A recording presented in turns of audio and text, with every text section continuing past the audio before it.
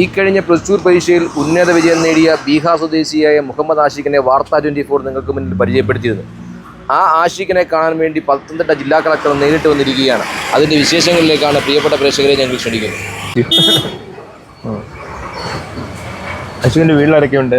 അമ്മയും അച്ഛനും അനിയനും പിന്നെ അമ്മൂമ്മ അല്ല അമ്മ. ഓക്കെ. അപ്പം ഇപ്പം പ്ലസ് 2 പാസ്സായി അല്ലേ? എവിടെ പഠിച്ചത്? ഞാൻ ബോയ്സ് അതിലാണ് പഠിച്ചത്.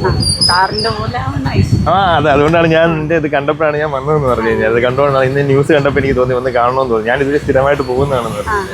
ഇനി ഇവിടെ ഇറങ്ങാം ഇടയ്ക്കിടയ്ക്ക്. ശരി. ഇനി ഏത് കോഴ്സ് എടുക്കാനാ പോകുന്നത്? ഞാൻ ഷൂട്ട് ചെയ്തിട്ടുണ്ട്. അത് കഴിഞ്ഞിട്ട് ഒരു ഡിഗ്രി എടുത്തിട്ട് സിവിൽ സർവീസിന് പ്രിപ്പറേഷൻ. എവിടെ പ്രിപ്പയർ ചെയ്യാൻ തീരുമാനിച്ചു? എവിടെയെങ്കിലും ഡൽഹി പോയിട്ട് പഠിക്കുകയാണെന്ന് പറഞ്ഞത്. ഏത് ഇൻസ്റ്റിറ്റ്യൂട്ടാണ് ചൂസ് ചെയ്തോ? വാജിറാം ലിസ്റ്റി ALS ഒക്കെ ഉണ്ടല്ലോ. ഞാൻ ഡൽഹിയിലാണ് പഠിച്ചത്.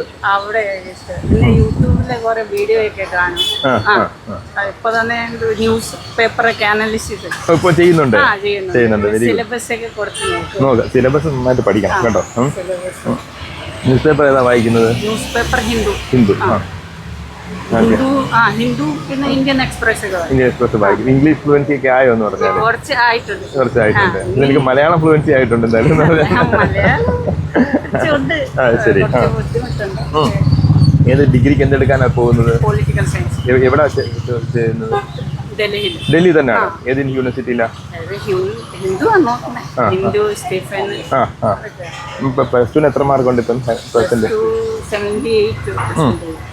ഉണ്ട് അല്ലേ എന്ന് പറഞ്ഞാൽ. ഓക്കെ, ശരി. എന്തായാലും ഓൾ ദ വെരി ബെസ്റ്റ് കേട്ടോ എന്ന് പറയാം. നല്ല രീതിയിൽ നിനക്ക് എന്തെങ്കിലും ആവശ്യമുണ്ട്, ഗൈഡൻസ് ഉണ്ടെങ്കിൽ നിന്നെ കാണാൻ വന്നാൽ മതി കേട്ടോ. എന്തെങ്കിലും സംശയമുണ്ട് പോകുന്നതിന് മുന്നേ. പിന്നെ ഡൽഹിയിലെ ഒരു കാര്യം എന്ന് വെച്ച് കഴിഞ്ഞാൽ ഡൽഹിയിലെ ഒരു പ്രശ്നം എന്ന് വെച്ച് കഴിഞ്ഞാൽ ശ്രദ്ധിച്ചോണം. കാര്യം പൈസ ഒരുപാട് ചിലവാകും.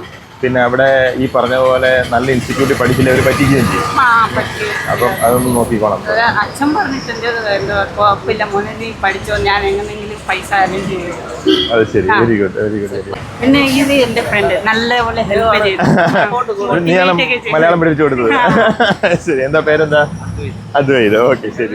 സ്കൂൾ ടോപ്പറാണ്. ആണോ? സ്കൂൾ ടോപ്പറാണ്. ശരി. എന്താ അദ്വൈത് എന്താവാൻ ആഗ്രഹം? IAS ആണ്. പോകുന്നുണ്ട്. ഡൽഹി പോവാണോ പഠിക്കാൻ? അതെന്താണ്?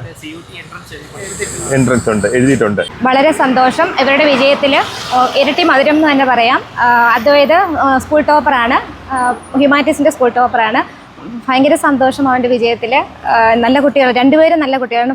ക്ലാസ്സിൽ സൈലൻ്റ്, എപ്പോഴും സ്റ്റാഫ് റൂമിലായാലും വന്ന് സംശയങ്ങളൊക്കെ ചോദിച്ച് എല്ലാ അധ്യാപകരോടും അവൻ്റേതായിട്ടുള്ള സംശയങ്ങളുണ്ടെങ്കിൽ ചോദിച്ചിട്ട് ടീച്ചറെ അതെങ്ങനെ ചെയ്യണം, ഇത്രയൊക്കെ മതിയോ, ഇങ്ങനെയൊക്കെ ചെയ്താൽ എനിക്ക് നല്ല സ്കോർ കിട്ടുമോ എന്നൊക്കെ ചോദിച്ച് എപ്പോഴും അധ്യാപകരുമായിട്ടും കൂട്ടുകാരോടും ഒക്കെ ആയിട്ട് നല്ല ഡിസ്കഷനൊക്കെ നടത്തി നല്ല രീതിയിൽ പഠിച്ച് മുന്നേറുവാൻ കഴിഞ്ഞു.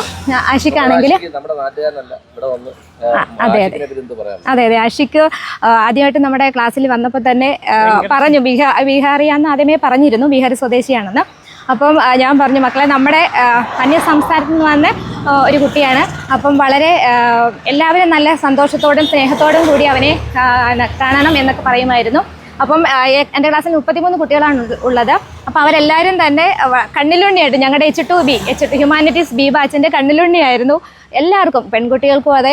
അവനും എല്ലാവരോടും വളരെ സന്തോഷത്തോടും കൂടിയാണ് പെരുമാറുന്നതും. എപ്പോഴും ഒരു ദിവസം ക്ലാസ്സിലില്ലെങ്കിൽ നമുക്ക് ക്ലാസ് ഒരു മൂഡ് ഓഫ് തന്നെയാണ്. അത്രയ്ക്കും ഹിന്ദി ഇടയ്ക്കൊക്കെ ഞാൻ ചെന്ന് സംശയങ്ങൾ ചോദിക്കും, പറഞ്ഞു തരും. പിന്നെ നമ്മുടെ മലയാളം അവന് മനസ്സിലാവും, പറയാറുണ്ട്. പിന്നെ ഇത്രയും ഈ ഒരു വഴിയോര വീതിയിലിരുന്ന് അച്ഛനെ സഹായിച്ചുകൊണ്ട് നല്ല വിജയം കൈവരിക്കാൻ കഴിഞ്ഞതിൽ അഭിമാനവും സന്തോഷവും ഒക്കെ ഉണ്ട്. ഹിന്ദി കുറച്ച് പഠിപ്പിച്ച് ടീച്ചറിന് സമ്മതമില്ലായിരുന്നു. ഇടയ്ക്ക് കുഞ്ഞു കാര്യങ്ങളൊക്കെ വന്ന് നമ്മൾ ചോദിക്കാറേ ഉള്ളൂ. പിന്നെ എപ്പോഴും ഞാൻ ക്ലാസ്സിൽ ചെന്നാലും പിന്നെ കുഞ്ഞു അമ്മമാരുടെ അടുത്ത് കുഞ്ഞു കുട്ടികൾ എങ്ങനെയാണോ അതുപോലെ അടുത്ത് വന്ന് നിൽക്കും. അതുപോലെ അധ്യാപക ദിനത്തിന് ക്ലാസ്സിൽ ചെന്നപ്പോൾ ആദ്യമായിട്ട് എനിക്ക് കിട്ടുന്ന ആദ്യത്തെ ഒരു ഗിഫ്റ്റാണത്. ടീച്ചറെ അധ്യാപക ദിന ആശംസകൾ എന്നൊക്കെ പറഞ്ഞിട്ട് 2 പേന കൊണ്ട് തന്നിരുന്നു. എന്നിട്ട് പറഞ്ഞു, ടീച്ചർ ഇതെൻ്റെ മാത്രമല്ല ഞങ്ങളുടെ 33 പേരുടെയും കൂടിയാണെന്നും കൂടി പറഞ്ഞു. വളരെ സന്തോഷം.